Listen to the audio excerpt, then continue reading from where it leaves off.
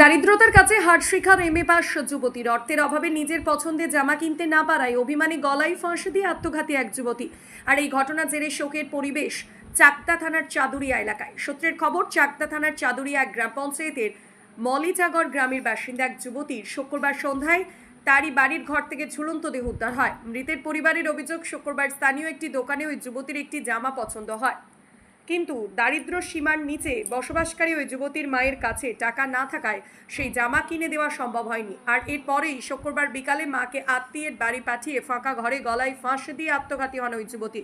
শনিবার মৃত ওই যুবতীর দেহ ময়না তদন্তের জন্য পাঠিয়েছে চাকদহ থানার পুলিশ। ঘটনা এলাকায় নেমে এসেছে শোকের ছায়া। কাপড় কিনতে গিয়েছিলাম, জামা কাপড় কিনেছি। কেনার পর বাড়ি আসার পথে ওর একটা জামা পছন্দ হয়েছে, সেই জামাটা ও বললো আমি কিনবো। তো আমি বললাম, আমার কাছে বললো মা জামাটা ভালো লাগছে। তো আমি বললাম মা জামাটা ভালো লাগছে। তখন বললো কি জামাটা কিনে দিবা? তো আমি বলছি আমার কাছে তো পয়সা নেই। ঠিক আছে, আমি লক্ষ্মী ভাণ্ডারের টাকাটা পাবো, দিয়ে আমি জামা কিনে দেবো। তখন ও বললো কি যে জামাটা যদি লক্ষ্মী ভাণ্ডারের টাকা আনতে গিয়ে জামাটা যদি বিক্রি হয়ে যায়, বিক্রি হয় অন্য জামা নেবে। দিয়ে একসঙ্গে বাড়ি চলে আসলাম। বাড়ি আস্তে আস্তে পালপাড়ায় থেকে আবার আমলকি কিনে দিল। দিয়ে আমি বমি করছি, বমি করার পরে পালপাড়া থেকে আমলকি কিনে দিল। ও খেলো, আমিও খেতে খেতে বাড়ি চলে আসলাম। বাড়ি এসে ওর জামা প্যান্ট খুলে জামা প্যান্ট সার্ফ দিল। সার্ফ দিয়ে সেই জামা প্যান্ট আমি আবার কেচে দিলাম। আর ও যে জামা প্যান্ট পরে চান করে ওই জামা প্যান্টটাই পণ্যে ছিল। আমি বললাম মানে তুই এই জামাটা পরলি কেন এখন? তা বললো ওমা আমি চান করবো। তা আমি বললাম চান করবি? বলে হলো। তা বলে সাবান করে, তাই সাবান ওইখানে আসেনি।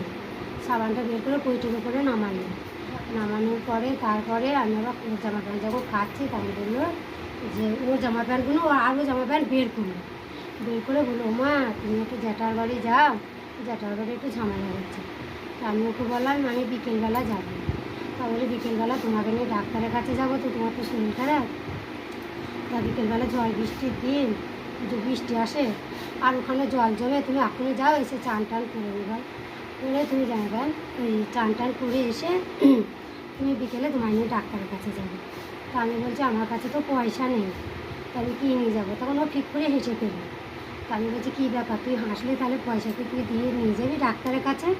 তখন আবার হাসো। ওইটুকুই নিয়েছি। তারপরে আমি জ্যাঠার বাড়ি গেছি, জ্যাঠার বাড়ি থেকে এসে বাড়ি এসেছি। এবার বাড়ি আসতে দেখে পুকুর পাড়ে খুব মেঘ পড়েছে। মেঘ পড়া দেখে আমি বলছি আমি তাড়াতাড়ি করে এসে বলছি এ চন্দনা খুব মেঘ পড়েছে, বৃষ্টি হবে, জামা কাপড় শিগগিরই তো। তা ওরা আওয়াজ পেলাম না, ঘরের দরজাটা মানে ছিটকানি দেওয়া ছিল না, ঠেসানো ছিল। দরজাটা যেয়ে খুলেছি তখন দেখেও চলছে। তখন আমি পাঁজা করে চেপে ধরে আমি পাশে ডাকছি, ও তবে তুমি শিগগিরই এসো।